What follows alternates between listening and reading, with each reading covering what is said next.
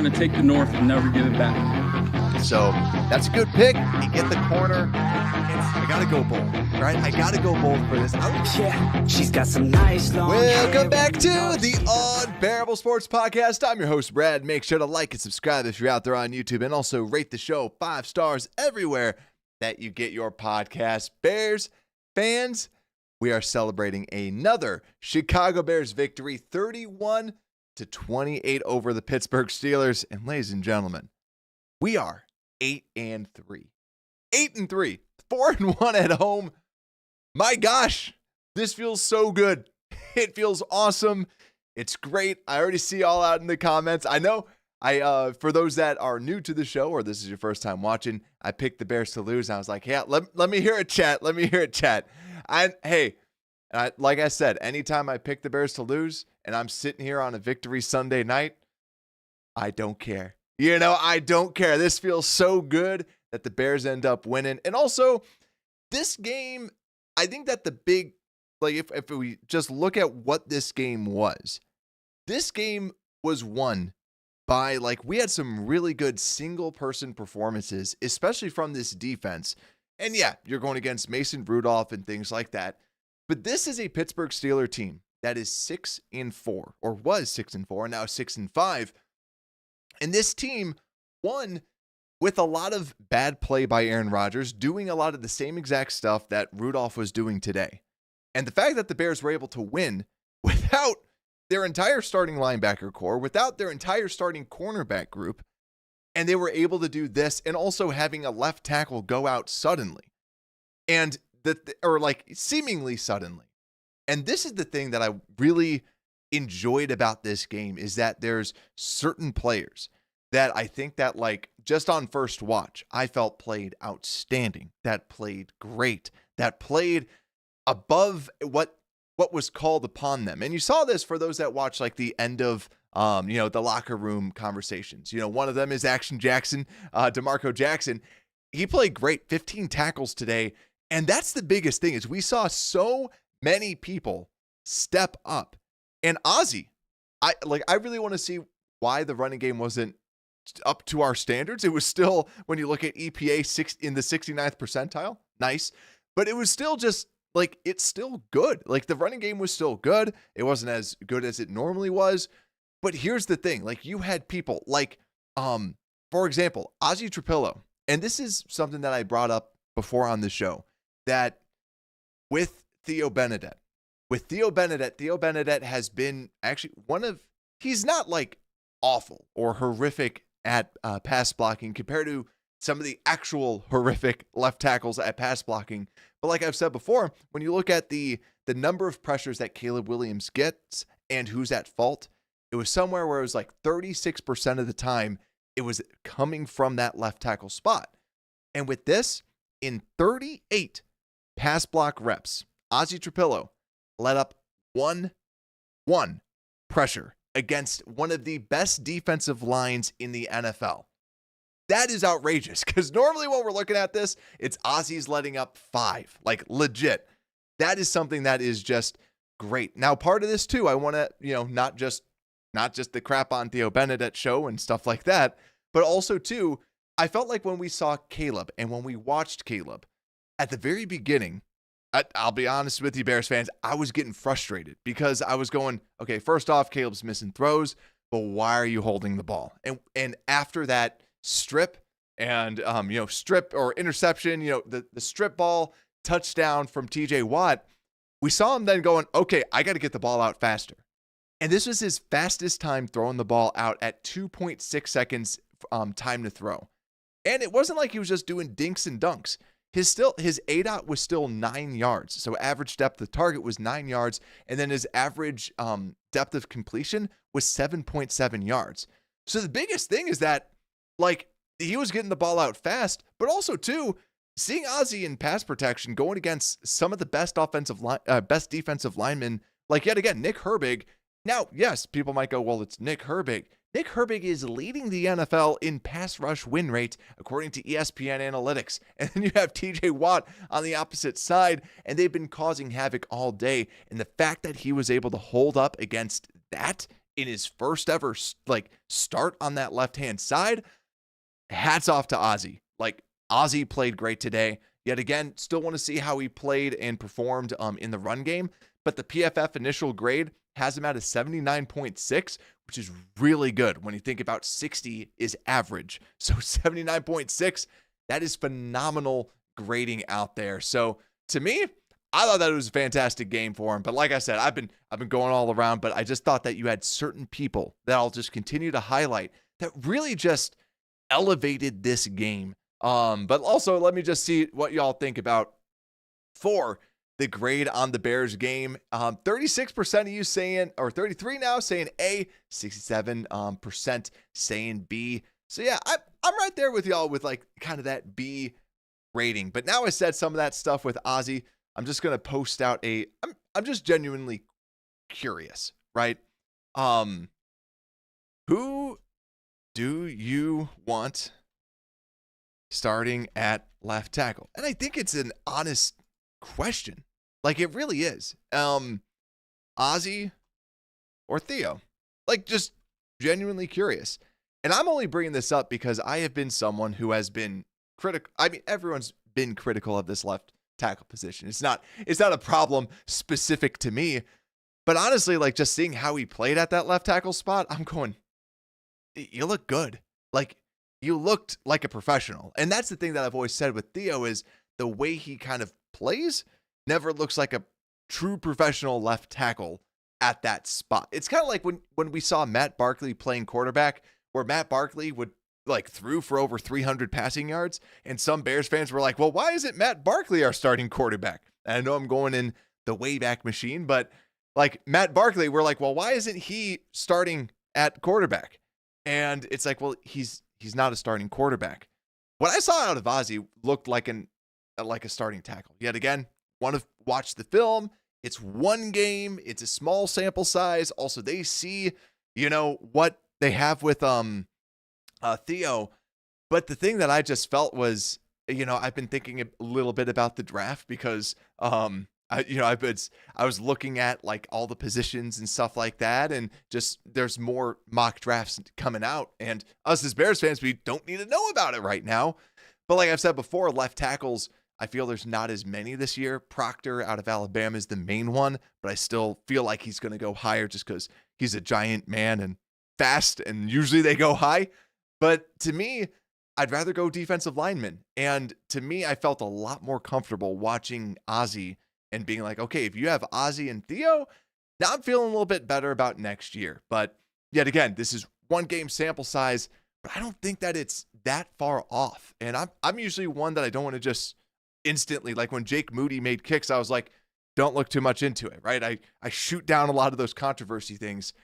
This is one that I legitimately think that they need to start talking about. But I haven't given Chad enough love today. I've been hiding because I know y'all were probably giving it to me in the chat. Let's see what's out there. We got Drex, we got J2K, we got Matt, Taco Man Joe, we got Philip. What's good, my boys? How are you doing? Bear down to all y'all out there. Hope y'all are doing good. We got Squeegee.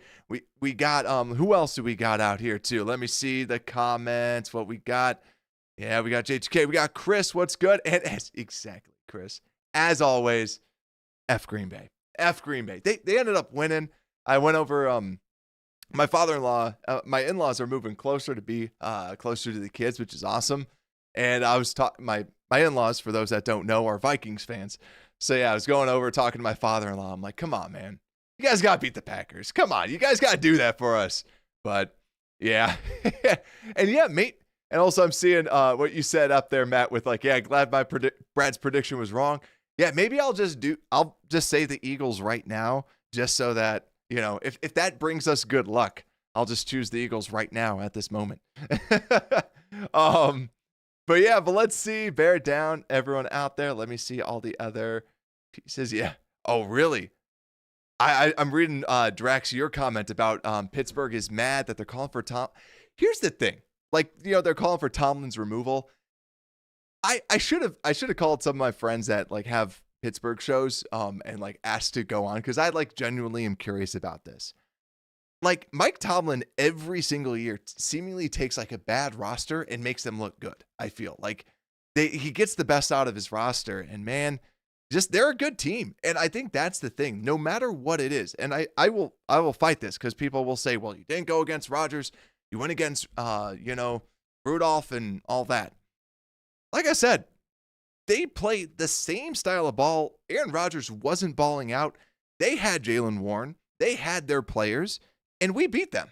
I don't think that there's any shame in this Bears victory that we have out here. Like there's no hiding it. This was good. Like I thought that this was a great win for the Bears. So that's my feeling. It's like this is one that we can celebrate. Also, bear down to you, Mark, and bear down, Nacho. What is good?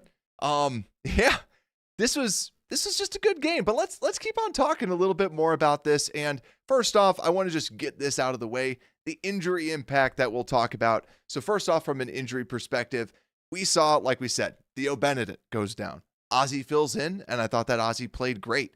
Then also on the defensive side of the ball, we saw DeMarco Jackson come in, and like I said before, DeMarco Jackson comes in and gets 15 tackles and ends up playing really well. Now we all wanted to see the Hippolyte coming out there and play well, but unfortunately the Hippolyte goes down, and we end up seeing Amen Ogbongbemiga end up getting more reps.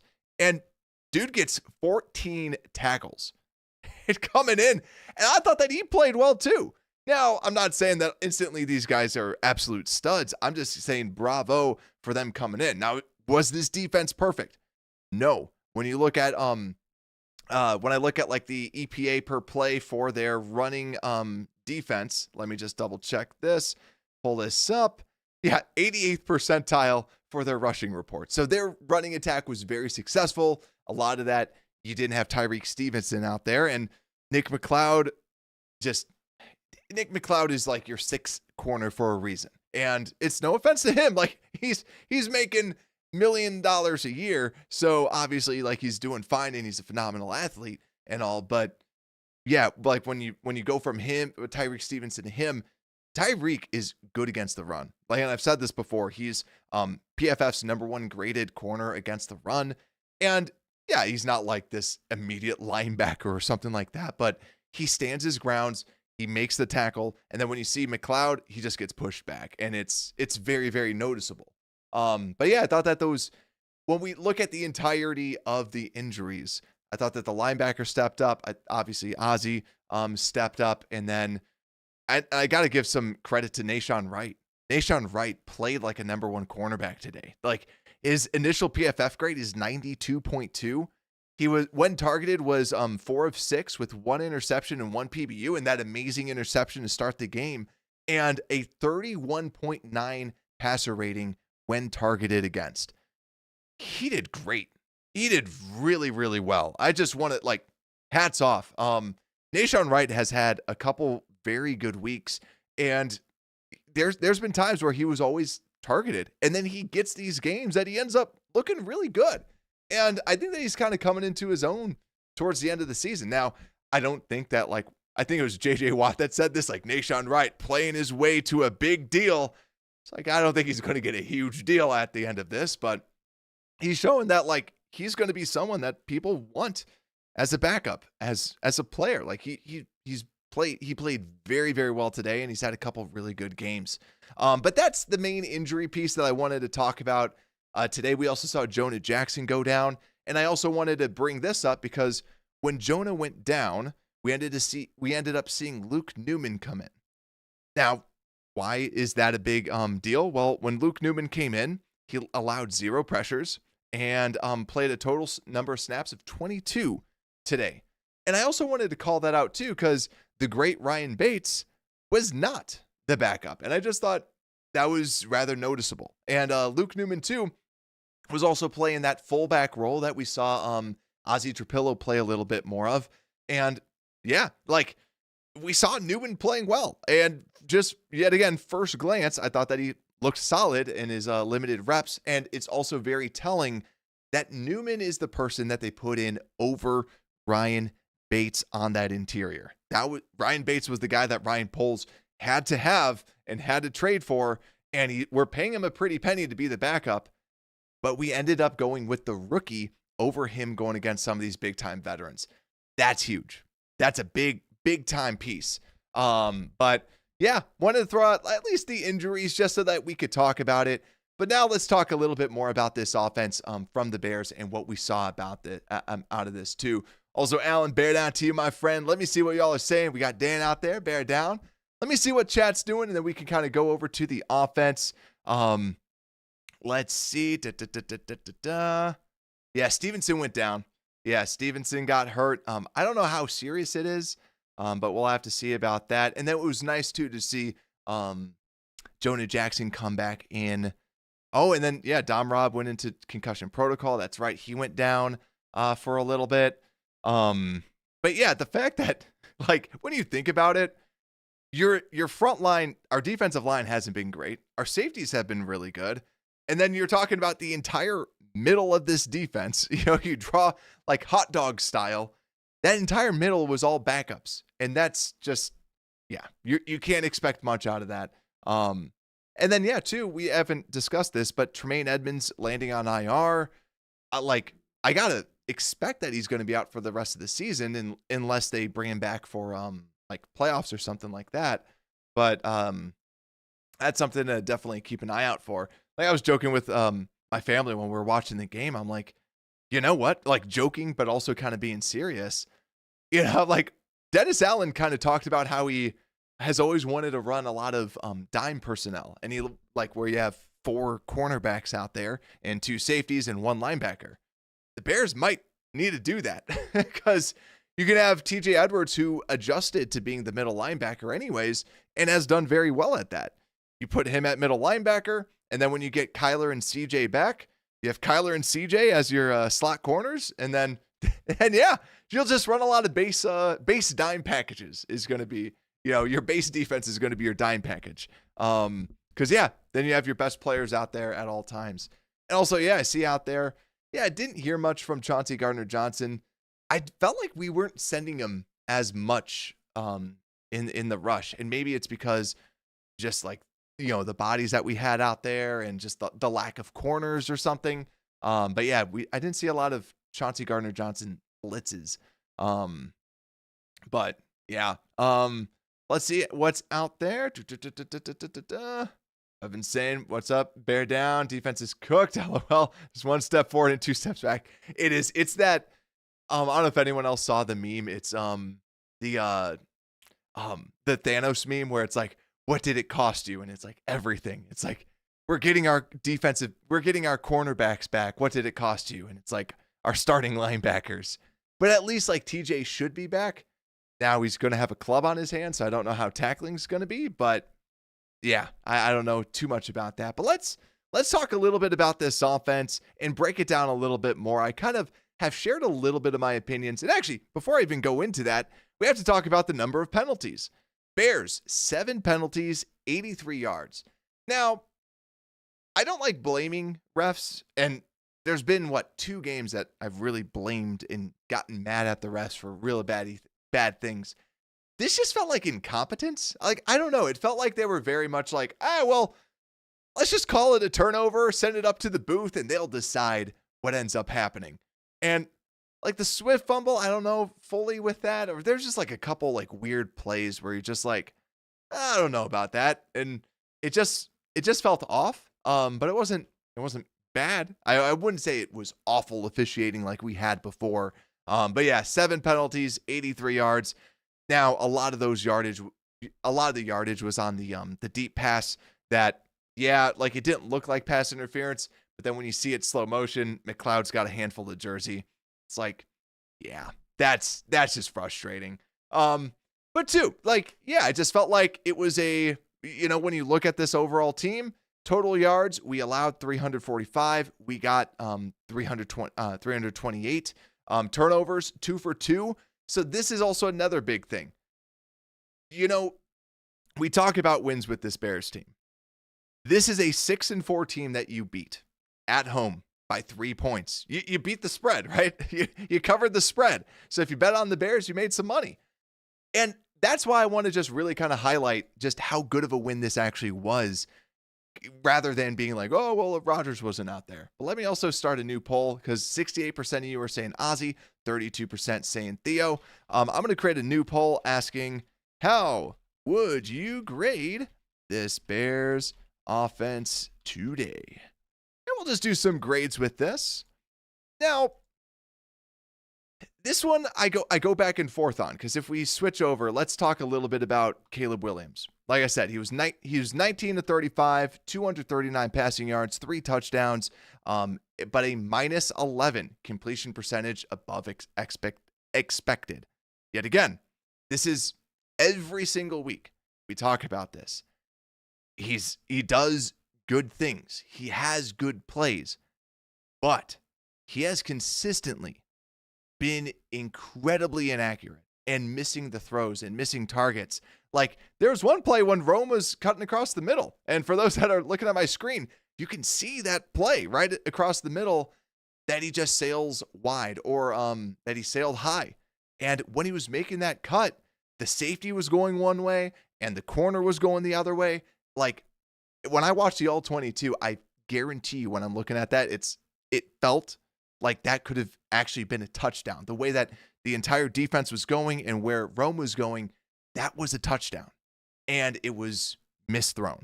And then you have that other one right down the middle where like towards the end of the game, it was low, right? And that's the thing. And it's not me being a hater. It's me just calling a spade for what we're seeing.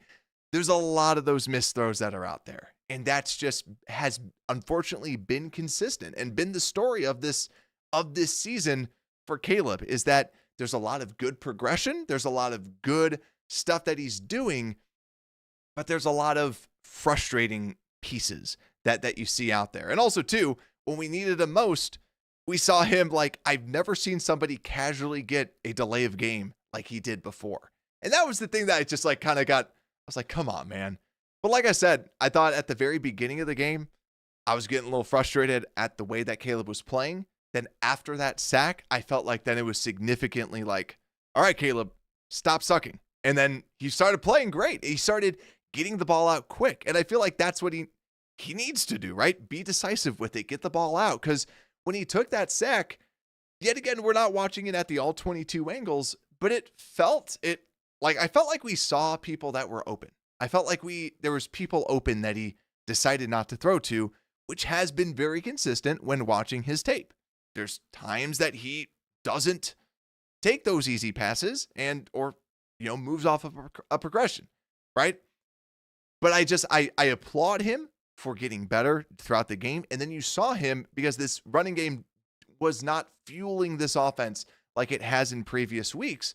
And I thought that then you saw Caleb kind of fueling that with some really good passes and some great plays like that. So that's my feeling with it. But yeah, just overall, he's made good progressions and he's made a lot of progress this year. The big thing is just, unfortunately, week in and week out, he's just missed some throws. And it's consistent. It's that's the thing that's just frustrating. But I digress, right? But I will, like I said, there's good. There's good, and that's the biggest thing. So, yeah, and Terry's saying, he was open on the sack. And let's see what else is out there.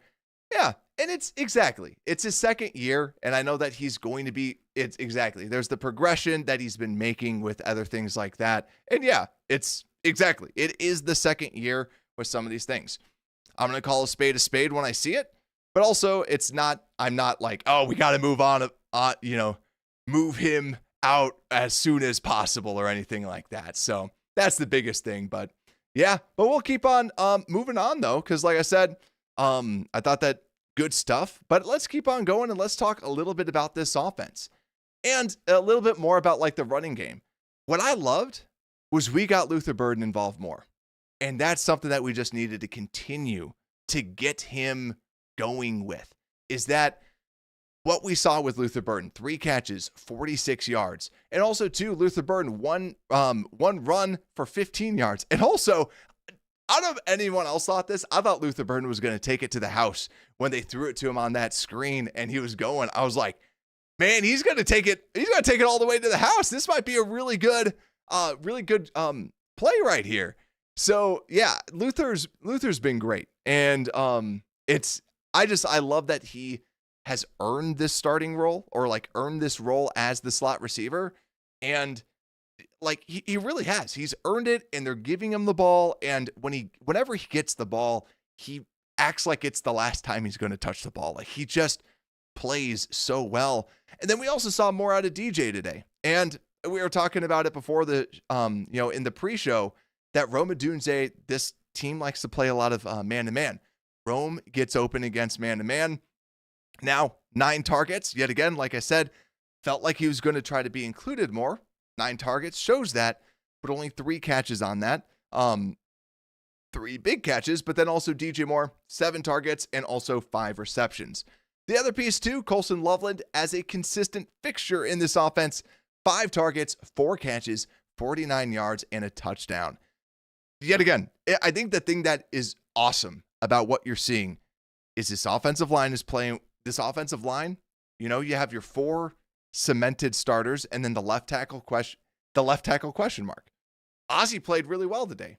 And Theo, this is his first year in the NFL, essentially. He was out all of last year. So we do have to look at that, even though that I've been critical of his play. Yet again, if I see something that is not good, I will call it out as not good, but I will always put it under the microscope. I will always put it under the piece of that.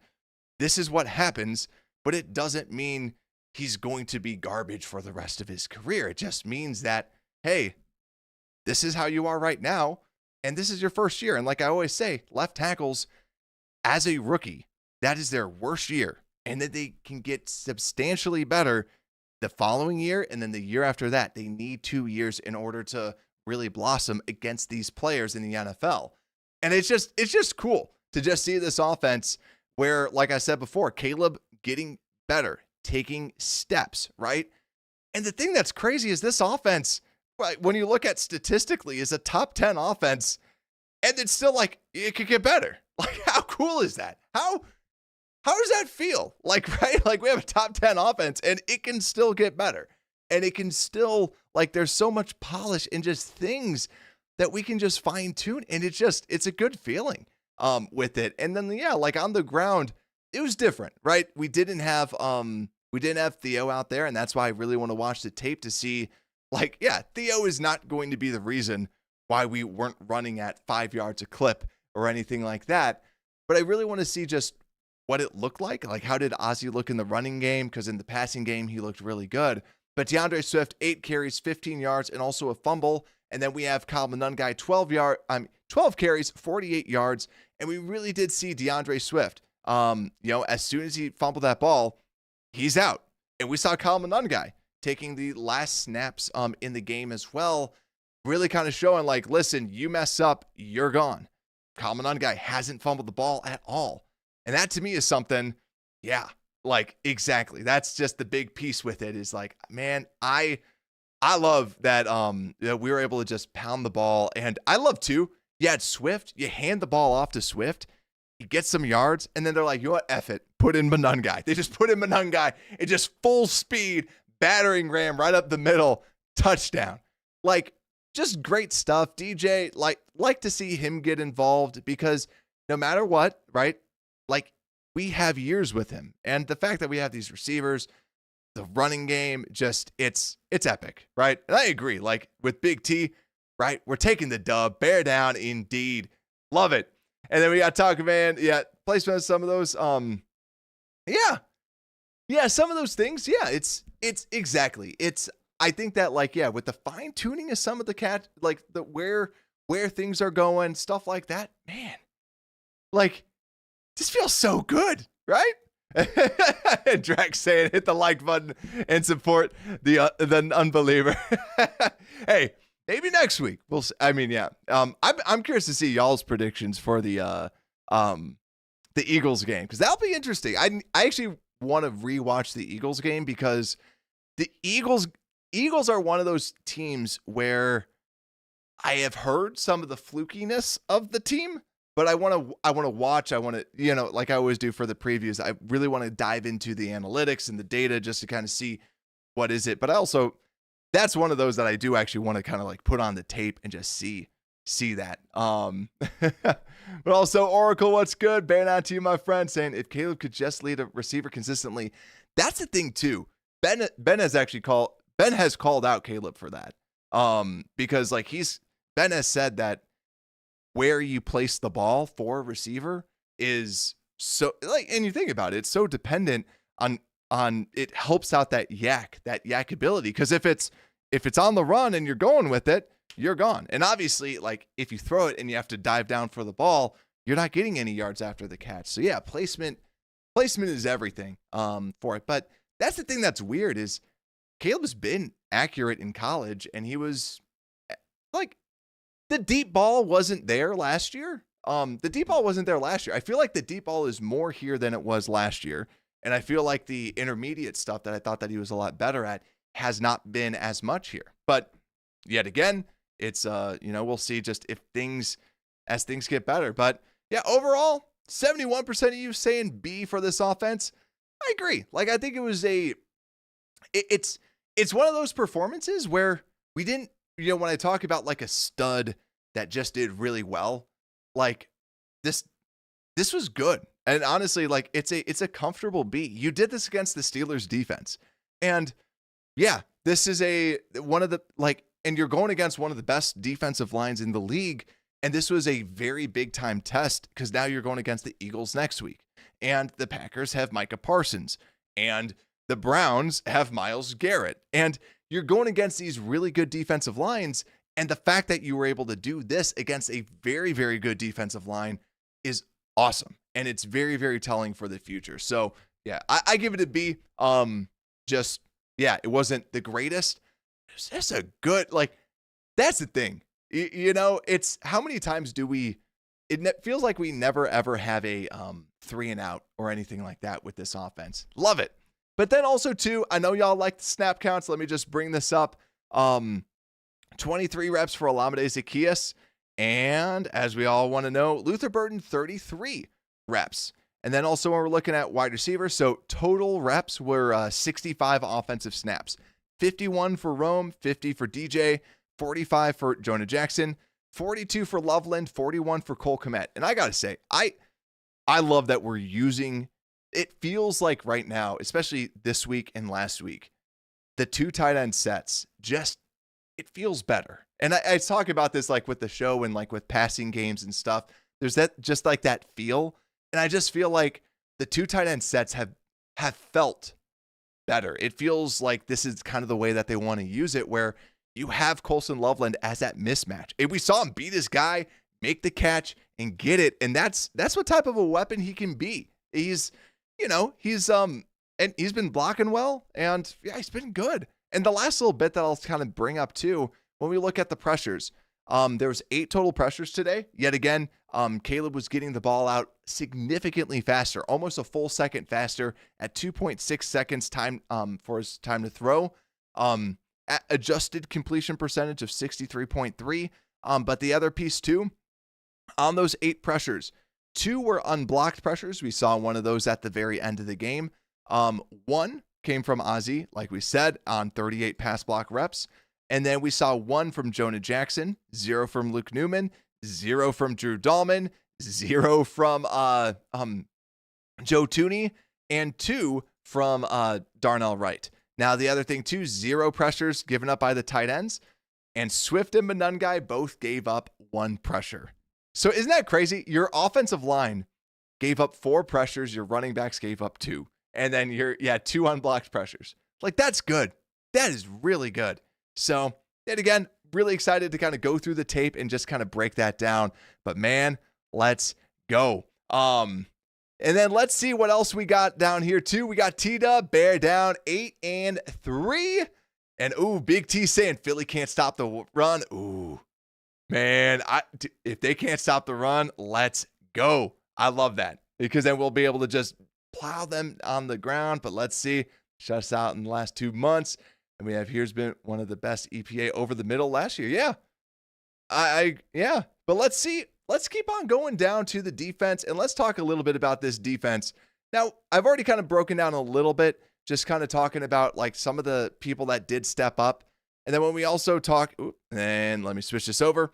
When we talk about what we gave up, 171 yards to Mason Rudolph. Like I said, don't get mad at that. This is how they've been moving the football. This is what they've been doing in the air. Bravo. I thought that was good. I thought that they were playing well because yet again, all their passes were short. I also want to give a lot of credit to Dennis Allen, someone who I don't think gets enough credit. Like we go back and forth with this, right? Because sometimes the defense is like, well, why isn't it good when we have everybody out there, or yada, yada, yada. I thought that he did a very good job. It seems like some sort of adjustments were made at halftime, and this defense came out and was significantly better and was able to stop it a lot more.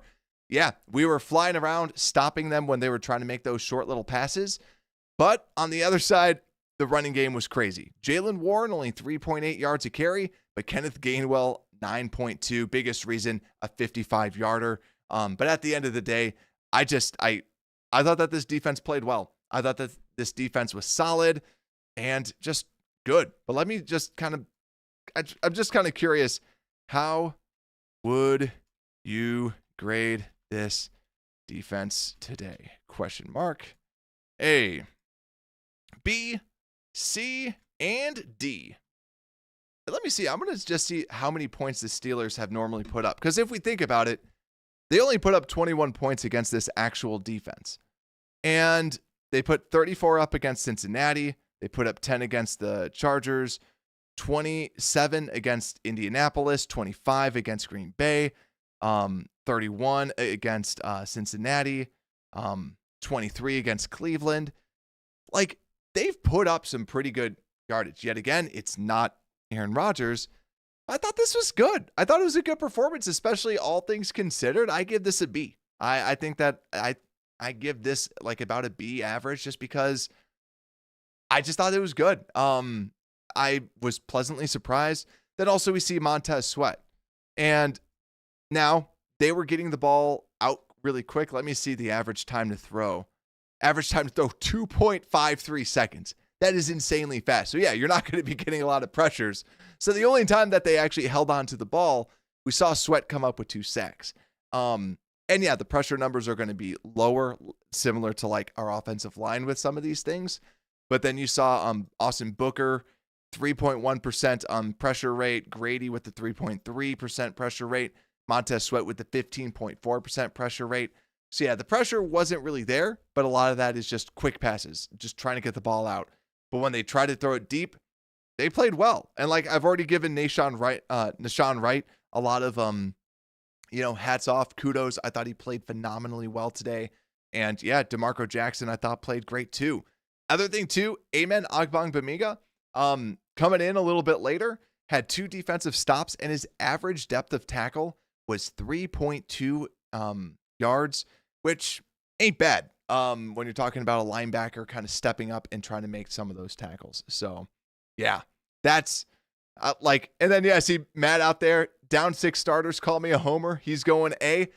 I wouldn't blame you with that. I wouldn't. If you want to kind of factor that in, like weight the grade, yeah, well, you could also technically say 7. And I was joking with my family. I'm like, the best thing that Dayo Adengbo has done for this entire team, and this is a joke, obviously, but the best thing that he did is allow us to add hey, our starting defensive end is out for the season, right? We won't question if he was good or not, but we're like, hey, now it's up to 7 because our 3 starting corners, our 3 starting linebackers, and our defensive end. So, yeah, it's it was 7 starters down for sure. Yeah, we'll just ignore the fact that Austin Booker has been playing better and everything like that. But but yeah, I want to say I just thought that this entire game felt like a B game. This is because the A game is oh man, it was awesome. Everything was great. And this is the epitome of just a B game, just a good game that the offense played well, the defense played well, and just that it was really good. It's the cliche, good complementary football. Everyone was just playing well and everyone was just kind of playing hard. That's what I really liked out there. So that's the thing that I really enjoyed But let's see what else is out here. What are y'all saying out there in the comments? See, Joe, what happened to Swift today? Yeah, I think it was just the fumble. The fumble just beat him up there. I think, too, it is like, I kind of like mentioned this a little bit in the pre-show, just with the, they do miss a lot of tackles. And I think then that's where you saw like Monungai kind of break a little bit more. But I do just give them credit. Like they were kind of breaking down a lot. Yeah. But let's see what else is out there. Let's see. Yeah. Yeah, good stuff.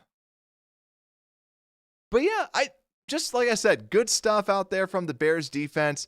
I'm just going to go into the special teams and we'll just kind of keep on going with this, because if we're talking about the special teams, let's break down this a little bit. So first off, they had 2 punt returns, both exactly for 12 yards. And then their kick returns, hey, we stopped there. I got to say something, right? You want to talk about star of the game and just complimenting your football. This special teams played well. I thought this was the best special teams game that I think we've seen. And I don't think that this is a far off statement that like this is not a far off statement. I felt like we were kicking it and we were kind of doing what other teams have been doing, where Cairo was trying to put some spin on the ball and try to drop the ball in certain spots to make them feel uncomfortable. That's our best special teams performance that we've had. We actually stopped people. And yeah, like, I don't think it's far off to say that. And we have, Williams. They had 2 returns, averaging 22.5 yards. And yeah, it just felt like, yeah, exactly. It felt like they did their job. That's the thing. That's the thing that it just felt like we were doing. So, but what else is out there? Yeah, special teams. Exactly. Special teams was good. Gotta like it. And then also, yeah, Big T saying Swift is only an outside runner. I am curious if they knew that. Like I've always kind of said that. That was one of the things that I mentioned with like the Vikings, where like the Vikings, their defense was bad against outside runs, but when you look at like where Swift got all of his production, it was always on the outside runs. Also, I really want to know how many runs we ran to the right side. And Drax saying Rome's drop really killed the momentum. Yeah. But yeah, let's see. Because like I said, special teams, I thought it was good. But now I want us to get to our last little segment, the most valuable bear, because we've been going hard with this game. Let's get into this. Who is your MVP? Let me know down below in the comments. And as I always like to do, I always like to kind of go through some of this. If we go through some of the MVBs, first off, I'll give some nominees. Nominees on defense: DeMarco Jackson after his 15 tackle game. Even Amen Agbangbamiga, 14 tackles coming in and doing that. But then also Nashawn Wright. I told you, Nashawn Wright played great at the defensive back spot today. Also crazy. CJ Gardner-Johnson only 1 tackle on the day today. But yeah, Nashawn Wright played great. Also crazy thing, Tyreek Stevenson played like less than a half a game and had 5 tackles. He played very well against the run. But yeah, Nashawn Wright, I thought he played great. Interception, pass, breakup. And then if we flip over to the offense, honestly, I'm going to nominate, as a nominee, I'm going to nominate Ozzie Trapillo for stepping up and filling into that left tackle spot and playing the way he did. I did not expect that. That's why I keep bringing it up. Is I'm like, dude, I did not expect him to play that. He didn't play that well in the preseason. And he comes out and does that to all pros. That's the reason why I'm like, dang, man. Like, you were going against second stringers and you weren't even doing that well, man. Like, he was playing great out there. Like seriously. And yeah, I don't think you can give it to a running back. You know, Caleb, 19 of 35, like I said, I thought in the middle of the game really kind of stepped it up and really was pushing that ball down the field. DJ played well, but yet again, I just think that, like, there wasn't one of these players necessarily that you could like jump over and be like, all right, this was the guy for, I mean, Luther, actually, if anything, Luther, I thought that Luther had a great game. Yeah, and then, yeah, Oracle agreeing. Yeah, Caleb 100% stepped up in the middle. Like, he really did. As soon as he took that, he really did step up after that strip sack. And then, yeah, Big T saying Caleb gets the dub. Taco Man saying Dahlman, 0 pressures allowed against, their interior was great as one of the best. Like, legit, that the line stepped up. Yeah, like sincerely, the line. The only reason why I'm skeptical with the line was it felt like some of the run blocking wasn't as good, but I thought that they were doing well. But yeah, I just think overall, if we think about this, I think that like the first couple possession, I think like if you just look at it from a grand scheme, Caleb stepping up in the middle, that was something that I think really propelled this offense. We saw that out there. But I do want to give it to the defense because someone who I didn't bring up, Montez Sweat, the 2 sacks and the forced fumble. It seems chalky and I don't love it, but I'm gonna give mine to Montez Sweat. I thought that Sweat had a good game. I didn't take down this one stat, but he also had a couple good run stops. There's a couple other good plays that he was playing on the outside edge and played well, and it just makes you respect it because it was like the second or third defensive play that the Bears had, and Jaylen Warren ran it to the outside, and everyone and their mother saw Daniel Hardy, who was supposed to kind of be the outside linebacker, cut in and then instantly gets like 13. So yeah, to me, I give it to Sweat. Nacho says DJ and Sweat game balls for him. But yeah, that's the thing, that just this game overall, the cherry on top with it all, we just had some very good, it was a good team win with really good team performances across the board. And there were times where a teammate wasn't maybe as good as they should have been, but then they stepped back up and then they did another thing. And I feel like this game was probably one of the more enjoyable games for me to watch, just because I just liked how this team, like when you talk about what's the difference between a Matt Eberflus team or even like a Matt Eberflus team and a team like this is a winning team. This is winning football. This is what you do. And that's where too, I was also like, is this going to be that blowout win? Because the way that they were like stepping up in the second half and just everything, just a good, fun win for our Chicago Bears that are 8-3. Hopefully, if the Rams lose, we will be tied at the top in the NFC. Dang, it feels good. And we're going to have you covered with the Bears coverage this week as we get ready to face the Philadelphia Eagles. And on Black Friday, right before Thanksgiving. So make sure to tune in. Make sure to hit that like button. Make sure to subscribe if you're out there on YouTube. Also, download the podcast everywhere that you get your podcast, because if you're traveling out to Thanksgiving, you can download the show. And if you have to drive somewhere, take a flight, you can listen to this show on the go. Just download Unbearable Sports. And with that, Unbearable Sports Podcast, we are out.